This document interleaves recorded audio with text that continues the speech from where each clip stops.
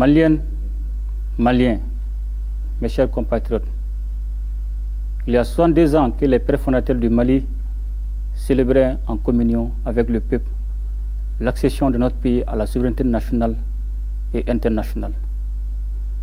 Cet événement historique que nous consacrons à notre tour est un rendez-vous citoyen auquel chaque Malienne et Malien doit accorder la plus haute importance, car c'est le jour de souvenir de notre dignité retrouvée après une longue période de domination coloniale. C'est pour cette raison que nous plaçons ce 70e anniversaire sous le signe de l'union dans la souveraineté retrouvée. Maliennes, Maliens, mes chers compatriotes, la rectification de la transition intervenue à partir du 24 mai 2021 résultait de la prise de conscience que les véritables causes des crises politiques et sociales dans notre pays n'avaient pas été traitées sérieusement. Le défi majeur auquel nous faisions face était alors de savoir comment nous épargner désormais un éternel recommencement.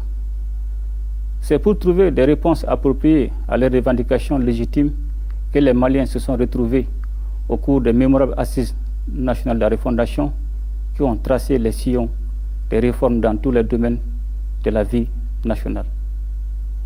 Au même moment où nous étions attelés à réaliser ces aspirations profondes de notre peuple, les organisations communautaires ouest-africaines ont décidé d'imposer des sanctions à notre pays. Il me plaît ici de saluer une fois de plus la résilience du brave peuple malien qui, dans la plus grande dignité, a supporté les difficultés et désagréments engendrés par cette situation.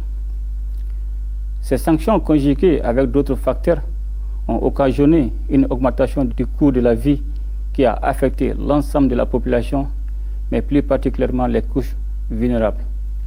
Il est heureux que nous ayons tous pris conscience du fait que c'était le prix à payer pour atteindre nos objectifs à moyen et à long terme. Maliennes, Maliens, mes chers compatriotes, le Mali se trouve à une phase décisive de son histoire. Ce n'est donc pas le moment de succomber au démon de la division, malgré les actions de manipulation et les campagnes médiatiques mensongères à but subversif, visant à saper le moral de nos vaillants soldats et à créer la confusion au sein de notre peuple. Rappelons-nous, l'union nous a toujours permis de triompher sur l'adversité, alors que la division a donné à nos ennemis la possibilité d'avoir la victoire sur nous. Maliennes, Maliens, mes chers compatriotes, nous ne pourrons atteindre nos objectifs que dans un environnement sécurisé. C'est pourquoi la priorité de l'heure demeure la défense de la patrie. Aux officiers, sous-officiers et militaires du rang, j'exprime ma fierté et ma confiance pour leur dévouement au service de la nation. Par la même occasion, je salue la mémoire des vaillants soldats maliens et étrangers tombés sur le champ d'honneur et formule des vœux de prompt rétablissement aux blessés. À tous, je réitère la gratitude de la nation malienne.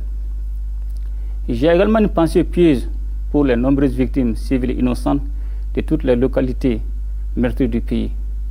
Nous promettons de poursuivre le combat jusqu'à la libération totale de notre pays. Maliennes, Maliens, mes chers compatriotes, pour atteindre nos objectifs militaires, le gouvernement a, au cours des derniers mois, acquis et mis à la disposition des forces armées des équipements de dernière génération. Il s'agit notamment des véhicules tactiques, d'engins blindés, de camions logistiques, d'ambulances, d'armes individuelles et collectives, mais aussi des vecteurs aériens.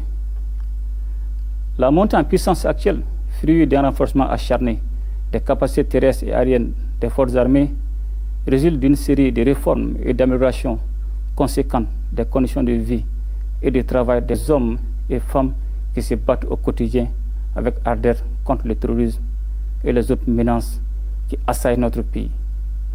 Rien n'aurait pu se réaliser sans une politique cohérente de défense par le biais de laquelle d'importants projets de réhabilitation et de construction d'infrastructures ont été réalisés. Au nombre de ces réalisations en cours figure en bonne place un hôpital militaire de haut niveau et 4000 logements pour les forces de défense et de sécurité, en lieu et place d'habitats spontanés dont la prolifération devenait un facteur d'insécurité pour nos casernes.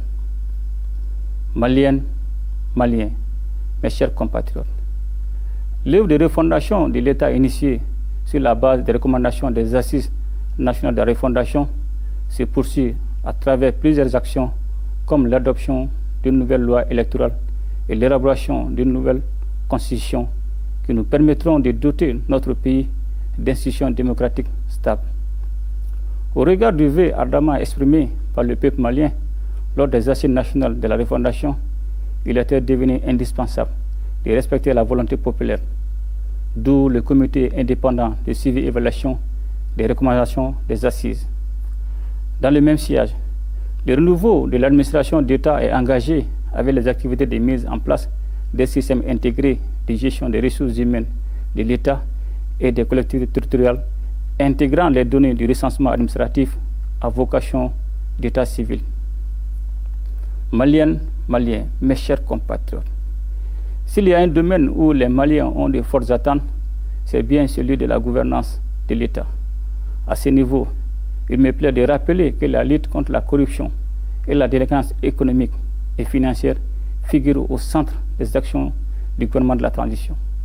Cette nouvelle dynamique, fondée sur une justice redynamisée, va se poursuivre afin de tracer le cadre d'une nouvelle gouvernance fondée sur le respect du bien public, la récompense du mérite et la sanction de la faute. Les instabilités sociopolitiques dans nos pays surgissent la plupart du temps à la suite des injustices. C'est fort de cette évidence que les autorités de la transition ont réservé une place centrale à la justice. Qu'il s'agisse de réguler les relations entre citoyens ou veiller au respect de la légalité ou même consolider la démocratie, la justice remplit une fonction transversale dans la société. En cela, elle doit lutter contre les infractions économiques et financières et garder son rôle de régulateur pour la société.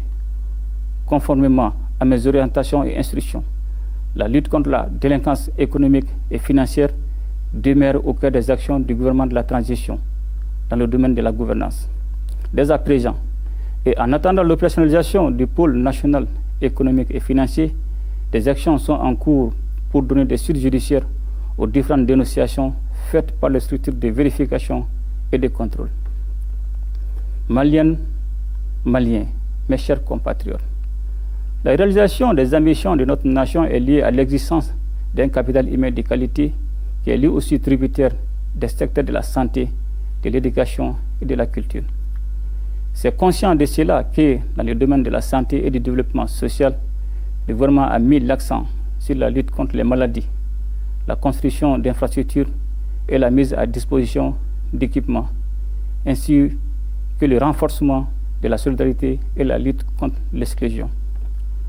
Dans le secteur éducatif, le gouvernement travaille à améliorer la gouvernance à travers notamment l'organisation d'examens exempts de toute fraude, le dernier recrutement des fonctionnaires par le ministère du Travail, de la fonction publique et du dialogue social a été illustratif des idéaux de la refondation en cours.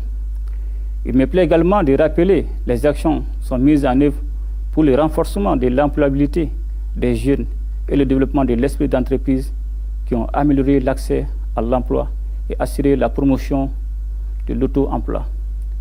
Qu'il me soit également permis de saluer la performance de nos sportifs qui honorent notre pays aux différentes compétitions.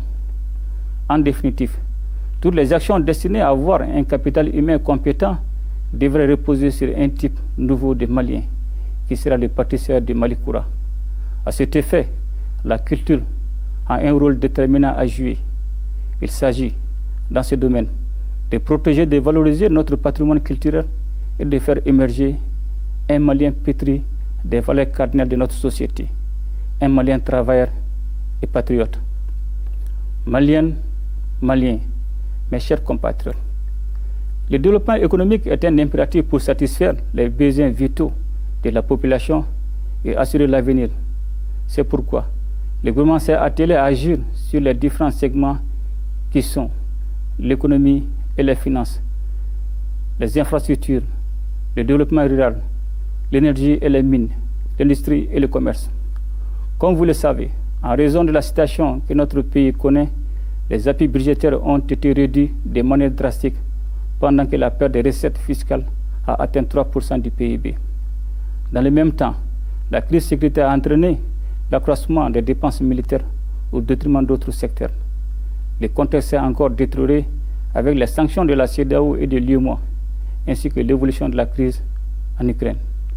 Toutefois, le Mali a poursuivi ses efforts dans le sens d'une gestion efficiente des finances publiques orientée dans le sens du respect des critères de convergence et des programmes convenus avec les partenaires techniques et financiers. En dépit des effets conjugués des différentes crises que le pays a subies, l'économie malienne est ressortie résiliente en 2021 avec une croissance de 3,1% contre une récession de 1,2% en 2020. Et ce, en plus d'un déficit budgétaire maîtrisé à 4,7% contre 6,2% en 2020. La croissance devrait s'accélérer en 2022 pour atteindre 4,2% malgré les effets néfastes des sanctions économiques et financières de la CEDEAO et la crise ukrainienne. Avec la levée des sanctions de la CEDEAO et de l'UEMOA, le Mali s'est mis à jour de l'ensemble de ses engagements internationaux. Le financement de l'activité économique a repris et progresse significativement grâce au dynamisme du secteur financier.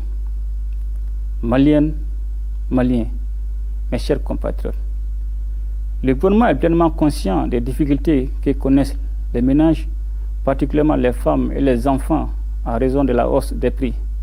Cependant, des efforts considérables sont consentis pour alléger leurs souffrances. Ainsi, le gouvernement a poursuivi la politique de subvention en matière de santé et a assuré un approvisionnement correct du pays en produits de première nécessité à un prix maîtrisé. Maliennes, Maliens, mes chers compatriotes, le domaine des transports et des infrastructures est vital pour notre pays à un moment où il est engagé à relever de nombreux défis. Ainsi, dans ce domaine, les réalisations majeures ont porté sur la poursuite et le renforcement des actions de désenclavement intérieur et extérieur du pays, avec la réalisation ou la réhabilitation d'infrastructures routières dans toutes les régions du pays. Dans le secteur de l'agriculture, il est important de rappeler que notre pays a récupéré sa place de premier producteur de coton en Afrique. Au niveau du sous-secteur de l'élevage et de la pêche, des efforts importants ont été fournis pour booster la production dans ces secteurs. Maliennes, Maliens, mes chers compatriotes, les efforts destinés à assurer la couverture des besoins en énergie électrique des populations et des activités socio-économiques du pays se sont poursuivis à travers le renforcement des capacités de production hydroélectrique et thermique. La mise en œuvre des projets et activités annoncées permet de projeter le taux national d'électrification à 55% à la fin de l'année contre 53% en 2021. L'ambition étant fixée à 58% pour 2023. Maliennes, Maliens, mes chers compatriotes, plus que jamais, le Mali entend retrouver la place qui lui revient dans le concert des nations. Et je voudrais saluer notre diplomatie qui, de manière courageuse et professionnelle, porte la voix du Mali partout, cela se doit. Je voudrais également remercier tous les partenaires qui accompagnent notre pays dans la lutte contre les groupes armés terroristes et pour la restauration d'un État démocratique. Notre pays est soucieux de raffermir ses relations avec tous les autres pays et de participer activement à la vie internationale. Cependant, il est important que nos partenaires comprennent que les relations avec notre État doivent être désormais fondées sur les trois principes suivants. Le respect de la souveraineté du Mali, le respect des choix stratégiques opérés par le Mali, la défense des intérêts du peuple malien dans les prises de décision. C'est aussi le lieu pour moi de saluer l'ensemble des Maliens établis à l'extérieur pour leur souci constant de défendre la patrie et d'apporter leur pierre à l'œuvre du développement économique. Maliennes, Maliens, mes chers compatriotes, la question de la souveraineté qui nous est chère à tous ne doit pas être un vain mot, c'est-à-dire un simple slogan destiné à mobiliser la population. Nous devons travailler à nous donner les moyens de nos ambitions de nation souveraine. Les différentes péripéties que notre pays a connues ces derniers temps nous ont permis de mieux connaître les causes de notre vulnérabilité. Ainsi, fort des enseignements tirés de toutes les difficultés dont certaines nous ont été imposées à dessein, nous avons décidé de réduire la dépendance de notre pays vis-à-vis des facteurs exogènes et de lui assurer plus d'autonomie. Ainsi, le gouvernement envisage la relance des secteurs productifs stratégiques pour la sécurité et l'indépendance économique du pays. Il s'agit notamment de la relance de la compagnie malienne des textiles, des chemins de fer, de l'usine malienne des produits pharmaceutiques. Dans la même optique, nous allons relancer le projet de construction du barrage de Safsa. Ceci nous permettra de produire de l'électricité pour couvrir une bonne partie de notre consommation et assurer l'irrigation des terres de culture. Maliennes, Maliens, mes chers compatriotes, pour renforcer cette politique d'autonomisation de notre pays, le gouvernement va ouvrir plusieurs nouveaux chantiers. Il s'agit en plus de l'ouverture de l'école africaine des mines, de la création d'une société de recherche et d'exploitation minière, ainsi que de la construction d'une usine de raffinage de l'or et d'une usine de filature de coton. Dans notre stratégie économique, il s'agit désormais, dans une optique de renforcement du tissu industriel du pays, de transformer les matières premières stratégiques sur place pour créer de la valeur ajoutée. Dès demain, nous lancerons également la construction d'un complexe hospitalier de 4e référence pour diminuer les évacuations sanitaires de nos concitoyens. Enfin, pour concrétiser notre ambition de nous placer sur l'orbite des technologies modernes, le pôle scientifique et technologique du Mali verra bientôt le jour. La première composante de ce pôle sera le centre de recherche en robotique et en intelligence artificielle qui aura pour mission de faire émerger des chercheurs de haut niveau et d'assurer l'encadrement des jeunes talents, écoliers, lycéens et étudiants dans le domaine technologique. Maliennes, Maliens, mes chers compatriotes, tout en rendant à nouveau un hommage mérité au peuple malien pour sa mobilisation inconditionnelle pour la réussite de la transition, je lance un appel pressant à la jeunesse malienne dont le rôle a toujours été décisif dans la vie publique. Cette transition est aussi la sienne. C'est la raison pour laquelle elle ne doit nullement être en marge du processus de refondation de notre pays. Cela est d'autant plus nécessaire que l'attitude de la jeunesse a toujours eu un impact sur le pays. Ensemble, nous ferons le Mali Koura. Vive le Mali indépendant et prospère. Qu'Allah bénisse le Mali et protège les Maliens. Je vous remercie.